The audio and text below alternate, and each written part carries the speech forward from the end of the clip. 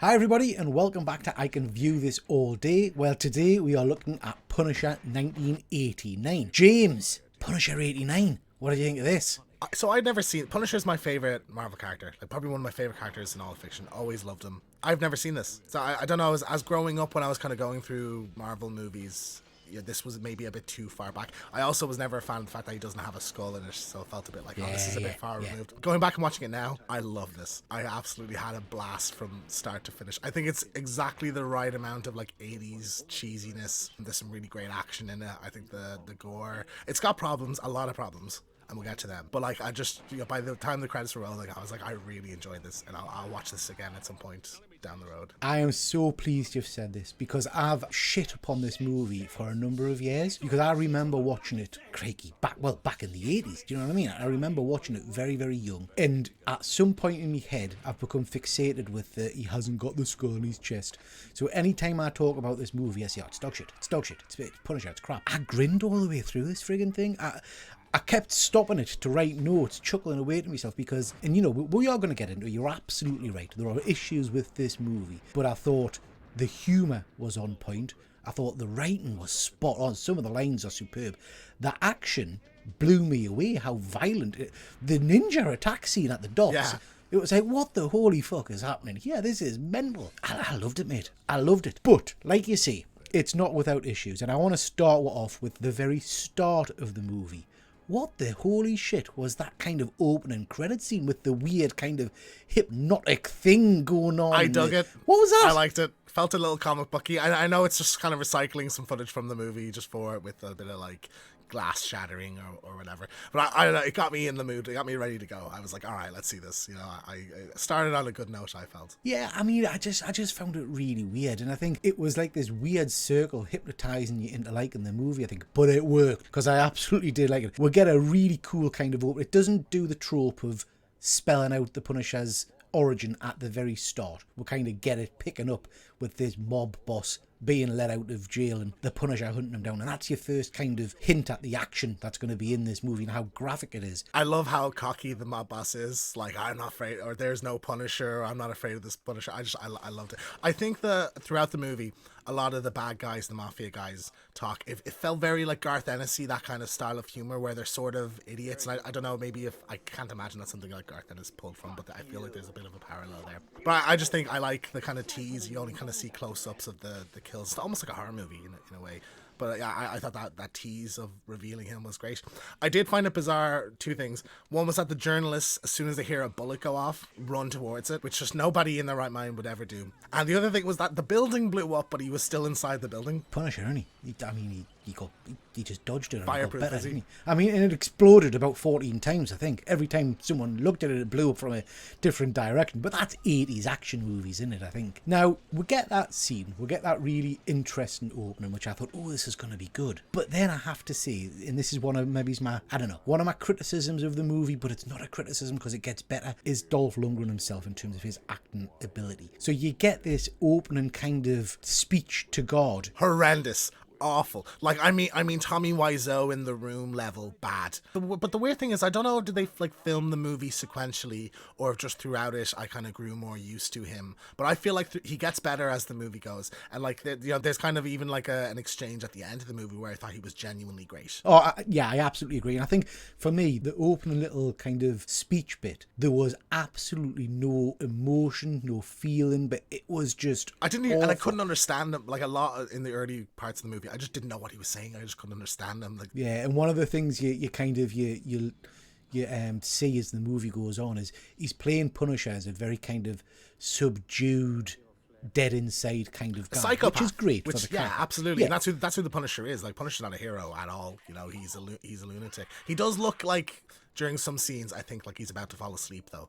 And I think when you have that in your head, like, that's exactly how he looks throughout like large chunks of the movie. That's really interesting you saying that, James. So one of the little tidbits, one of the little facts about this movie is that Dolph Lundgren actually sleep deprived himself for periods because he thought the Punisher should have this kind of almost permanent level of exhaustion. Right. Okay. Well, now I like that detail. Now I think that's really cool. Yeah, if that was on purpose, that's great. There was something else really interesting in that opening narrative, which totally threw us. Buttocks.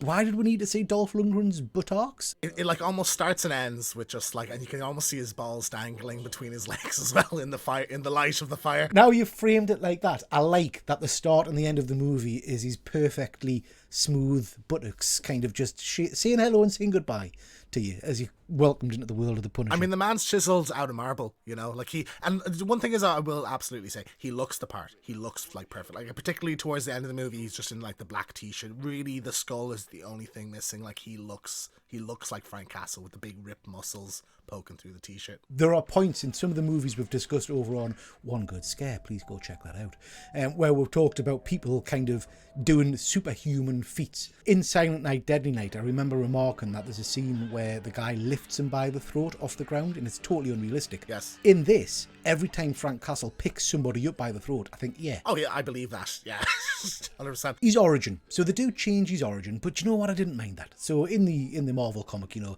Frank's family are gunned down at a picnic, but in this it's a car bomb.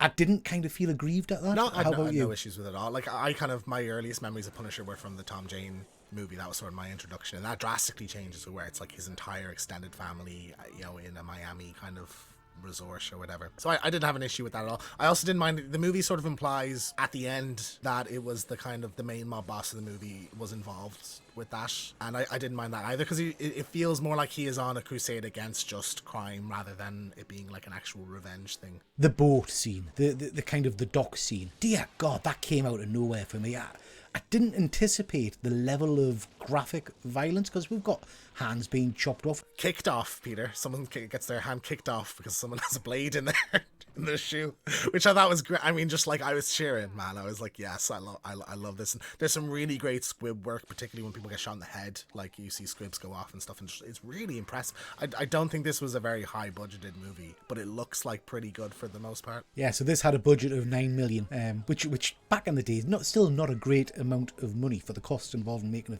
a film. Only made 30 million at the movies. It wasn't released again. Really? This is another one that wasn't released in America. Yeah, this was direct to video, but yeah, only turned in 30 million, unfortunately. There are some odd bits in this that kind of just threw us, and I thought, why is that? So I don't know, did you notice the scene where he's being tortured? Yeah, the stretching kind of thing. Yeah. The red shoes. He puts ladies' shoes on him. Yeah, I What? don't know. Yeah. I noticed that. I was like, is that like a character? Did they put that on him, or was he just wearing those? Or I think he was wearing red high heels. Maybe it was something that was like pointed out earlier, like it was for a gag early in the movie, and they took it out.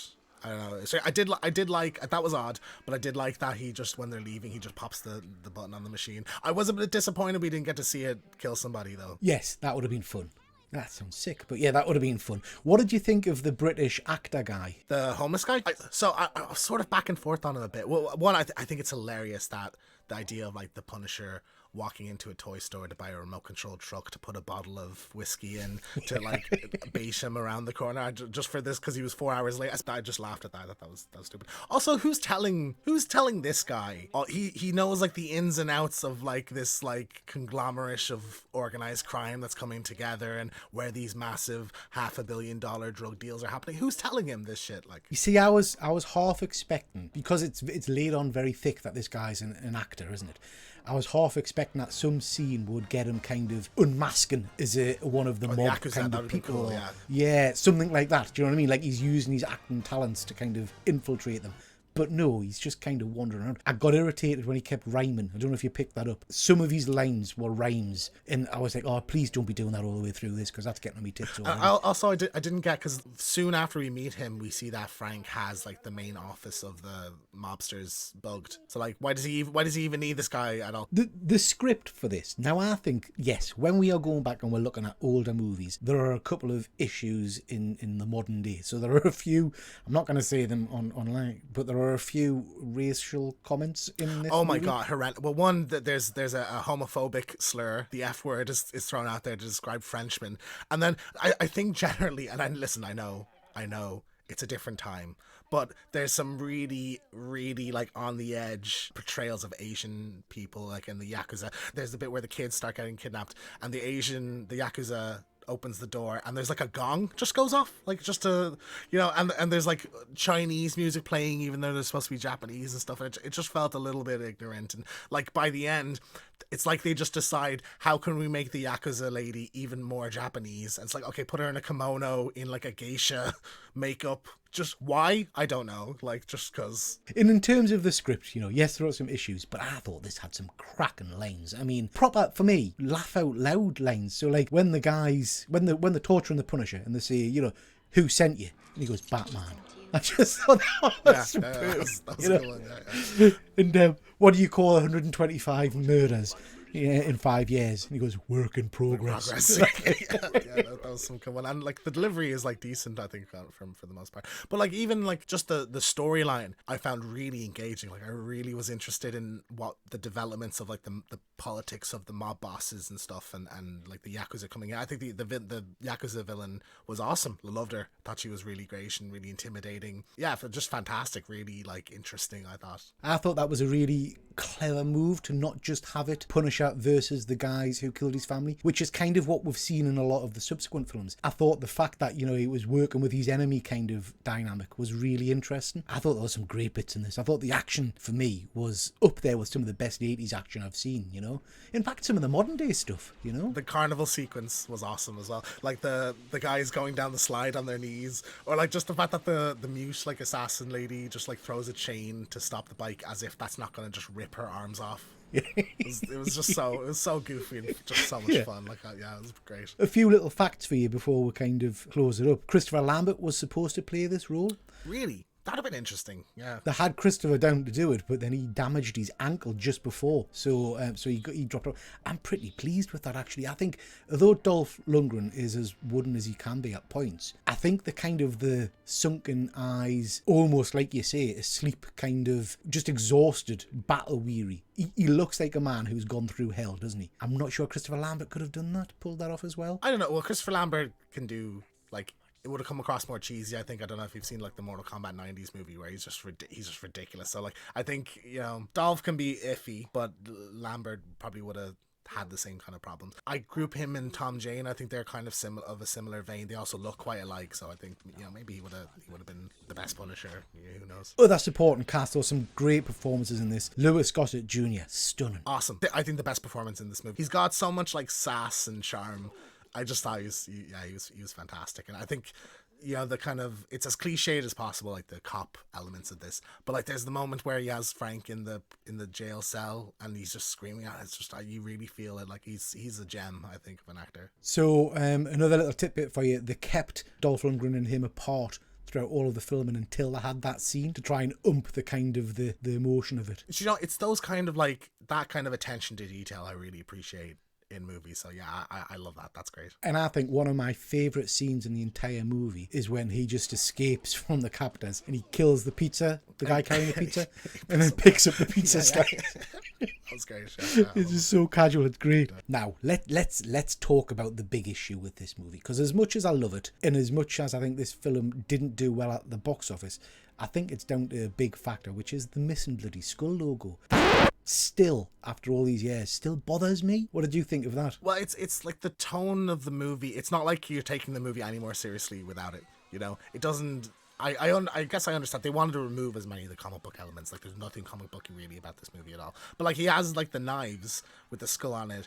Like, it just wouldn't have been that much of it. Like, he could have said, "This is and like it is in the comics. This is the symbol of fear. When you see this, I'm coming," kind of thing. I think that would have been cool. Or even like, there's kind of moments where his like shirt's open. Maybe if he had like a chest tattoo or something like that. I just think a more overt portrayal of that would have been good. So the director made that as a conscious decision, that you're exactly right. You wanted to move away from the comic. I think that damaged this. I think when you look at the poster for it, it looks like a generic 80s action movie. Yeah. You need that brand recognition, I think, for it. So yeah, I think that was a bad move for them to not use that in this movie, I think.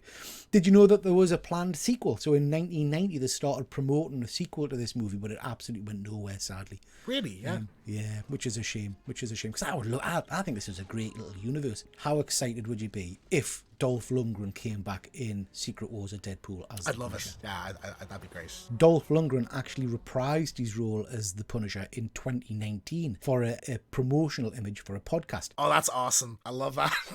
That's great. I've never seen this. Absolutely love that, yeah. Yeah, absolutely love that. Okay, James, so overall, what are your final thoughts on this movie? I loved it. Again, there's issues, big issues. There's a little bit of racism in it, but like, you know, it was a different. You have to look at these things like from the perspective of the time they were made. I think Dolph Lundgren, you know, massively improves. There's like a really beautiful, I think, scene at the end with the mobster's son that he was fantastic in. So yeah, it's a shame they didn't get a sequel. Yeah, it's a fun, cheesy 80s action movie with some good performances, some really cool action. And yeah, it's a lot of people point to Blade and say Blade is the first good Marvel movie, but I don't know. I think this is, you know, it's certainly better, miles better than Captain America. So yeah. Okay, so on our leaders board, is this ahead of Captain America? It's not even close, Peter. Like it's I mean, they're in another universe from each other, I think. Like, and I think, James, you know, in kind of homage to the Punisher movie, we should end as Dolph Lundgren wants it to end and show our arses on camera. What do you think? Nah. I mean, you have a few videos. I know you're proud enough of your body to show your ass on camera, Peter, but I am not, so I'll skip that for the moment. Okie dokie, ladies and gents, that was I Can View This All Day. Thank you very much for watching, and we'll be back next time with this. So, Tori, tell us what happened. Oh, I don't know. I guess I don't have very much confidence in myself, you know, and I'm obviously never thinking that I'd become a superhero.